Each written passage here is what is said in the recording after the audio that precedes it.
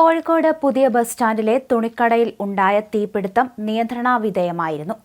5 മണിക്കൂർ നീണ്ട ദൗത്യത്തിന് ഒടുവിലാണ് ആളിപ്പടർന്ന തീ ഇന്നലെ രാത്രിയോടെ അണയ്ക്കാൻ സാധിച്ചത്. കെട്ടിടത്തിന് അകത്തെ തീ അണയ്ക്കാനുള്ള ശ്രമത്തിൽ പല സാഹചര്യങ്ങളിലും അതൊന്നും നടക്കാതെ വരികയായിരുന്നു. അതേസമയം 5 മണിക്കൂർ പിന്നിട്ടിട്ടും തീ നിയന്ത്രണവിധേയമാക്കാൻ കഴിയാതിരുന്നത് വലിയ രീതിയിലുള്ള ആശങ്കയ്ക്ക് വഴിവെച്ചിരുന്നു. കെട്ടിടത്തിന് മുകളിൽ കയറി തീ അണയ്ക്കാനുള്ള ശ്രമം നടത്തിയതോടെയാണ് തീ നിയന്ത്രണ വിധേയമായത്. അതേസമയം തന്നെ കോഴിക്കോട് പുതിയ ബസ് സ്റ്റാൻഡിലെ അഗ്നിബാധയിൽ 75 കോടി രൂപയുടെയെങ്കിലും നഷ്ടമുണ്ടായതായി പ്രാഥമിക നിഗമനം.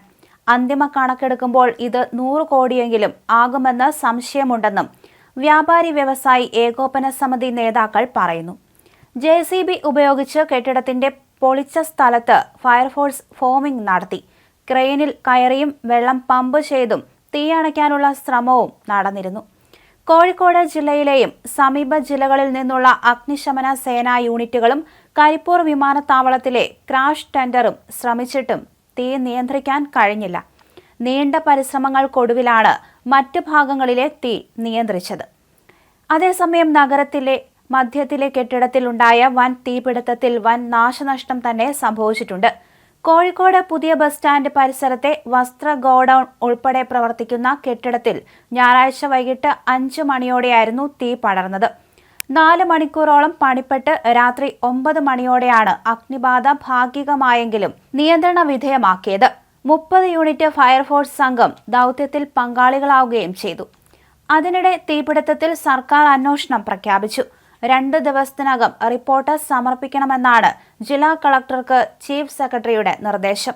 മുഖ്യമന്ത്രിയുടെ നിർദ്ദേശപ്രകാരമാണ് അന്വേഷണം. പുതിയ ബസ് സ്റ്റാൻഡിലെ തീ അണയ്ക്കാൻ 4-ാം മണിക്കൂറിലും തീവ്രശ്രമം തുടർന്നിരുന്നു. ടെക്സ്റ്റൈൽസ് ഗോഡൌൺ പൂർണ്ണമായും തന്നെ കത്തി നശിക്കുകയും ചെയ്തു. കോഴിക്കോട്ടെ അഗ്നിശമന സേനയ്ക്ക് പുറമെ കരിപ്പൂർ വിമാനത്താവളത്തിൽ നിന്നും ജില്ലയിലെ മറ്റ് യൂണിറ്റുകളിൽ നിന്നും ഫയർ എഞ്ചിൻ എത്തിച്ചായിരുന്നു തീ അണയ്ക്കാൻ ശ്രമം നടത്തിയത്.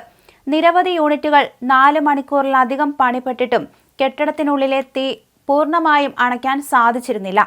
തുണിക്കെട്ടുകൾക്ക് തീ പടർന്നതാണ് അഗ്നിബാധ നിയന്ത്രണാതീതമായത്. ഇതോടെ നഗരത്തിൽ കറുത്ത പുക മൂടി. വെള്ളം ചീറ്റിച്ച് തീ അണയ്ക്കാനുള്ള ശ്രമങ്ങൾക്ക് ഗോഡൌണിൽ സൂക്ഷിച്ചിരുന്ന തുണി പ്രതിസന്ധി സൃഷ്ടിച്ചു.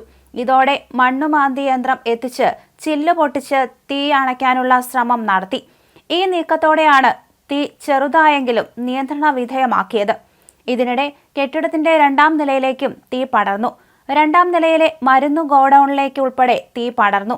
കെട്ടിടത്തിന്റെ ചുറ്റും തകര പ്ലാസ്റ്റിക് ഷീറ്റുകൾ ഉപയോഗിച്ചുള്ള പരസ്യ ബോർഡുകൾ ഉള്ളതിനാൽ വെള്ളം അകത്തേക്ക് എത്തിക്കുന്നതിലും അഗ്നിശമന സേന വെല്ലുവിളി നേരിട്ടിരുന്നു. തീപിടുത്തത്തിന്റെ കാരണം അന്വേഷിക്കുമെന്ന് കോഴിക്കോട് കളക്ടർ സ്നേഹിൽ കുമാർ മാധ്യമങ്ങളോട് പ്രതികരിച്ചു. തീപിടുത്തത്തിൽ ആർക്കും പരിക്കോ മറ്റ് അപകടങ്ങളോ ഉണ്ടായിട്ടില്ല. തീപിടുത്തത്തിന്റെ കാരണം വ്യക്തമല്ല. ഫയർഫോഴ്സ് എത്താൻ വൈകിയോ എന്ന് പരിശോധിക്കും. ജില്ലാ കളക്ടർ സ്നേഹിൽ കുമാർ പറഞ്ഞു. കെട്ടിടത്തിന്റെ അശാസ്ത്രീയമായ നിർമ്മിതിയാണ് തീ അണയ്ക്കാൻ വെല്ലുവിളിയായത് എന്ന് ഫയർഫോഴ്സ് അധികൃതർ പറഞ്ഞു.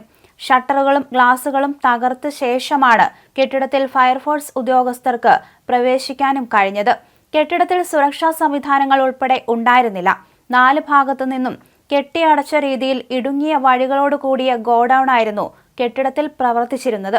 കെട്ടിടത്തിന്റെ ബ്ലൂ പ്രിന്റ് ഉൾപ്പെടെ ലഭ്യമായിരുന്നില്ലെന്നും ജില്ലാ ഫയർഫോഴ്സ് ഓഫീസർ പ്രതികരിക്കുകയും ചെയ്തു. തീപിടുത്തത്തിന് പിന്നാലെ നഗരത്തിൽ ഗതാഗത നിയന്ത്രണം ഏർപ്പെടുത്തിയിരുന്നു. ബസ് സ്റ്റാൻഡ് പരിസരത്തെ റോഡ് പൂർണ്ണമായും അടച്ചായിരുന്നു നിയന്ത്രണം. അഗ്നിശമന സേനയുടെ വാഹനങ്ങൾ മാത്രമായിരുന്നു ഈ ഭാഗത്തേക്ക് കടത്തിവിട്ടത്. ഇതോടെ നഗരത്തിലെ മറ്റു ഭാഗങ്ങളിൽ ഗതാഗത കുരുക്കും രൂപപ്പെട്ടിരുന്നു. മുൻകരുതലിന്റെ ഭാഗമായി തീപിടിച്ച കെട്ടിടത്തിന് സമീപത്തെ മുഴുവൻ കടകളിലുമുള്ളവരെയും പോലീസ് ഒഴിപ്പിച്ചിരുന്നു.